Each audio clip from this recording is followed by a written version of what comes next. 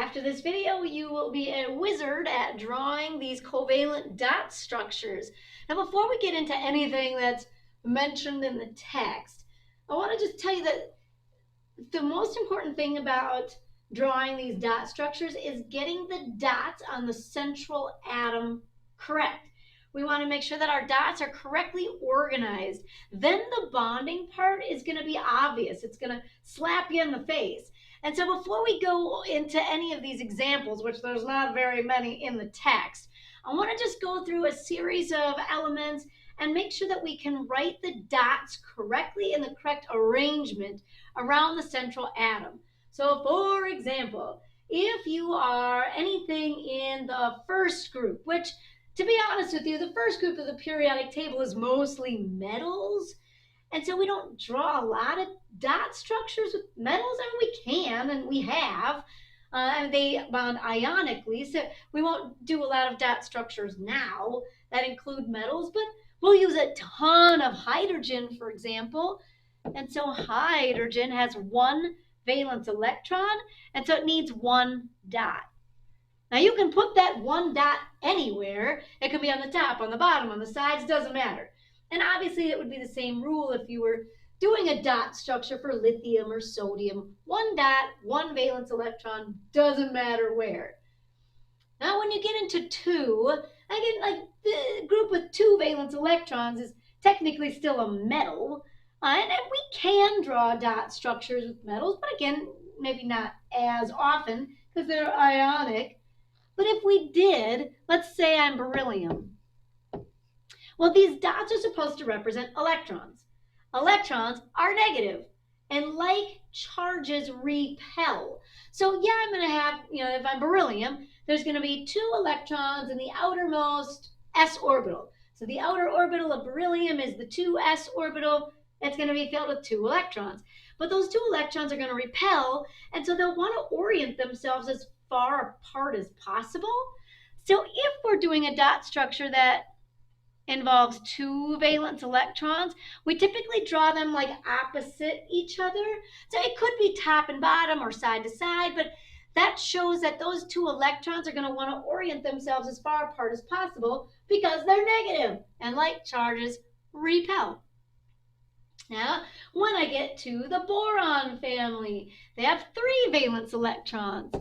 And same thing, there's three electrons, and they're all negative, and like charges repel. So I would highly suggest drawing your three dots like a triangle to show that the farthest I can get those three dots is, like 120 degrees if I do some geometry. Those three dots represent three negative electrons that repel, and they're going to want to orient themselves as far apart as possible. I would suggest putting them in a triangle. Now, like kind of right above this, do you see that molecule BF3? And they're not technically drawn in a triangle. It's fine, but eventually it's going to be a lot easier to draw them in a triangle. I guarantee it. Trust me. All right, so now I get to carbon. Carbon, and anything in the carbon family, is going to have four valence electrons. And so again, those four negative electrons are going to repel and whoopsies, try to orient themselves as far apart as possible. So you'll typically see them drawn kind of like this. 1, 2, 3, 4. Try to space them out to show that these negative electrons want to orient themselves as far apart as possible. 4 single dots. Awesome. So you're like, gosh, this is so great, so easy. Yeah, not that bad, right? It's getting fun. When you get to the nitrogen family, then, there's going to be one change. We're going to try to orient these electrons to somewhat match the way they're distributed amongst their orbitals. And so when you get to like nitrogen, and I'm thinking about its valence shell, there's the 2s orbital, 1, 2, 3, and then there's the 2p orbitals. Woo! And so if I have 5 valence electrons, I would fill the 1s, with 2. And then remember when we did orbital diagrams, we're technically 1, 2, 3. We would put those 3p orbitals in their own, or 3p electrons in their own orbital. So the outer orbital diagram of nitrogen shows 5 valence electrons, 2 paired and 3 single. And we try to kind of mimic that with our dots. And so we're going to show a pair and 3 singles. 1, 2, 3. Fantastic. Pair and 3 singles. Now, technically, it doesn't matter where you put the pair. So you could put the pair on the side, go like this, and then 1, 2, 3. That's totally fine. It's just that we try to show the arrangement of the electrons to match the dots. And so somewhere there should be a pair and 3 singles. This, I promise, will help you to predict the bonding. Same kind of gig when we get to oxygen. So when I hit the oxygen family, if I'm thinking about the orbital diagram, I'm going to add 1 more electron. But now somebody's got to get paired. There we go. So there are 6 valence electrons organized as 2 pairs and 2 singles. We're going to do the same thing with our dots. It doesn't matter where you put the pairs and where you put the singles. Kind of like nitrogen. And as long as they're arranged in the proper fashion, the bonding will be easy to predict. I'm going to want to bond where there's single dots, right? And we kind of talked about that in the last video, that I'm trying to get 8 valence electrons. So if I've already got 6, I'm going to make 2 bonds. Well, those 2 bonds are going to happen at the single dots. It doesn't matter where you put the single dots, if they're on the top or the bottom, on the sides, it doesn't matter. But I just want to see that there's 2 single dots. That's where I'm going to put the bond. And so again, with oxygen, something like this would be fine. And if you did like 1, 2, 3, 4, 5, 6, that is acceptable. It doesn't matter how you organize the pairs and singles, as long as you got 6 dots, 2 pairs, 2 singles. When I get next door to the halogens, all of the halogens have 7 valence electrons. So yeah, I'm just going to add another. If I'm thinking about the orbital diagram, 1 more electron, and it's going to be a paired electron. And so now with 7 valence, we should always draw, stop doing that. 6 of them as being paired, and then 1 single. And it doesn't matter where you put the single. You could put the single on the top or the bottom, on the sides. It doesn't matter where. As long as you have 6 paired electrons and 1 single. All right. And then the last group would be the noble gases. And we're not going to draw any compounds of noble gases. And the noble gases, if I get next door to like neon, they already have 8 valence electrons. So why would they need to bond? They already have that nice full stable octet. They don't need any more electrons. They don't need to transfer, share, none of that. Okay, so I'll tell you that if you can draw these dots properly, predicting bonding is a cinch. And we're only dealing with a pretty small group of elements on the periodic table. It's just these non-metals for the most part. And so if I can draw the dots on carbon, for example, well, if I'm only looking at the valence electrons, if I had a compound and I change it to silicone, silicone has the same number of valence electrons. So like silicone would still have 4 electrons, valence electrons. Its dot structure looks the same. If I switch from oxygen to sulfur, well, sulfur still has 6 valence electrons. Its dot structure looks the same. So what ends up happening is, let's say I give you a compound like, hey, draw the structure of something like here. They have NH3. Well, watch this. Let's say I'm looking at some of these bonds. And maybe I even jumped ahead of myself. That if I have like hydrogen, hydrogen, fluorine, fluorine, we want to show that the single dots face each other so that I can share the electrons. That's where the orbitals are going to overlap. That's where the electrons will be shared. So yeah, if I have 2 atoms of hydrogen or 2 atoms of fluorine, we put the single dots together so that they're shared. Single dots will be toward the middle. That's where the bond occurs. Now, you can show a ring around the shared dots. You can show them like as being paired, kind of like how they are here. Or more often, I like to do the dash. I just put the dash to represent a single bond, which just means that 2 electrons are shared. Now, when you get to something like NH3, now if I have my nitrogen, I'm going to draw another nitrogen. And I know that it's got a pair of electrons and 3 singles. Stop that. Okay, so NH3. Well, I know hydrogen has 1 single electron, and I'm going to bond then where I have single electrons on nitrogen.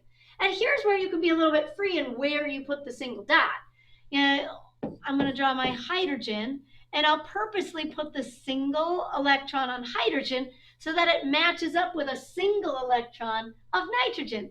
Then you could like put a ring around the dots, or I just like to connect them to show that they'll be shared. Those orbitals will overlap and will share that pair of electrons. Well, then I just do the same thing with all of the single dots on nitrogen. If the formula is NH3, for example, these things I promise are going to work out. But now I'm going to kind of rig it, and I'm going to put my single dot so that it's toward the middle. Because I want that to be where the bond forms. That's where the electrons should be shared. And I'll do kind of the same thing down in the bottom. My hydrogen, boop. I'll put that single dot on top so that it lines up with the single dot on nitrogen. Here's my dot structure for NH3. It might look a little bit different than what they've drawn down at the bottom. Who cares? There are a few rules of a proper dot structure. Rule number 1 is that everyone that wants an octet gets an octet. And so, yeah, like nitrogen needs an octet. Well, he's got those 2 dots on top that we call those non-bonding electrons, or sometimes we call them a lone pair. So these guys here are called non-bonding electrons, or sometimes a lone electron pair. The other term you might see, like that's a lone pair. It's just a pair of electrons that are not involved in bonding, but they're very important because we have to prove that nitrogen has a full octet. Well, all of these electrons that are in the dashes, like these guys, those are called bonding pairs or bonding electrons. I'll say bonding electron pairs. Well, around the outside, I got to prove that nitrogen has an octet. So there's 3 pairs of electrons that are bonding pairs. Well, 3 times 2 gives me 6 total bonding electrons. And then up on top, there's that 1 pair that's not bonded. But they're still really important because it proves that around the outside of nitrogen, I've got 8 dots, which would represent the octet. Nitrogen's got his full outer shell of 8. Now, hydrogen is called an exception to the octet rule.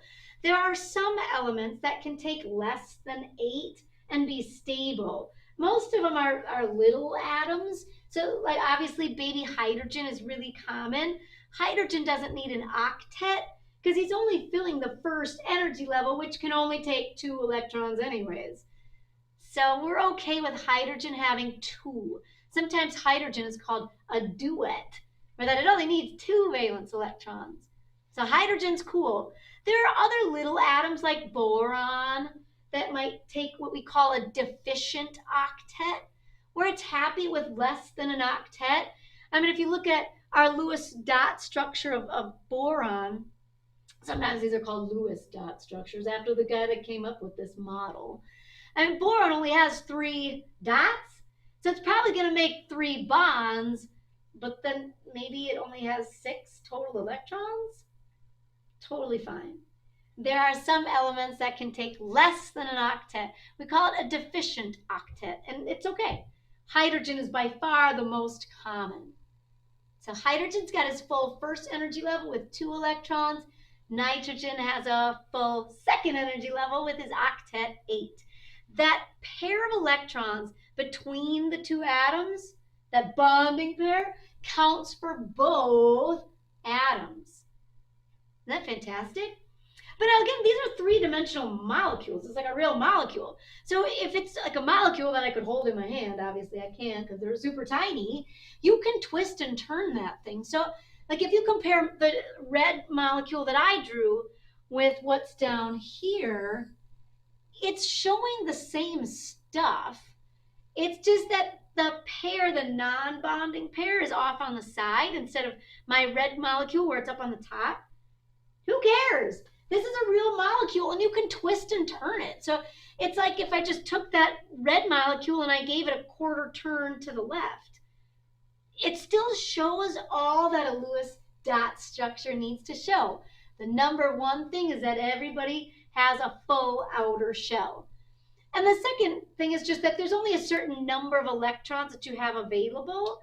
And so if you draw something and you're not sure it's right, you can always count the total electrons or valence electrons. So for example, nitrogen has 5 valence electrons.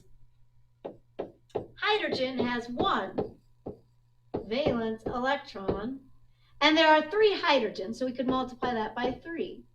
If you add this together, 5 and then 6, 7, 8, I have to draw a structure that gives everybody an outer shell that's full, and I can only use 8 dots, or I can use 8 valence electrons. So my structure has to show 1, 2, 3, 4, 5, 6, 7, 8 dots, 8 valence electrons, organized in a way that gives everybody the full outer shell, which we did. It doesn't matter where you put that pair. It could be on the side, it could be on the top. You're still going to get the same bonding structure. It's just that the molecule could be twisted and turned in real life. Now here's what I was trying to get at earlier. That once you've drawn something like NH3, you can draw PH3, you can draw ASH3, arsenic trihydride. You can draw it with antimony. We're only concerned with the valence electrons. So if somebody told me now to draw PH3, it's the same structure. I mean, phosphorus also has 5 valence electrons. They're just in a higher energy level, but we don't need to show that with these dot structures. We're just showing the outer valence electrons. Ow! So if it has the exact same valence electron structure, it's gonna be the same dot structure. So after you've drawn just a few of these dot structures, it's so easy to change the elements, because if the elements come from the same group, they have the exact same dot structure. PH3 will look just like NH3. How awesome is that? And again, there are some exceptions to the octet rule. We're not going to worry about some of these big exceptions like this phosphorus with 5 chlorine. It's called an extended octet, where there are some big atoms that can take more than 8 valence electrons, and usually that means that they've got d orbitals, where we can kind of dump extra electrons in d orbitals. But we will focus mainly on octets.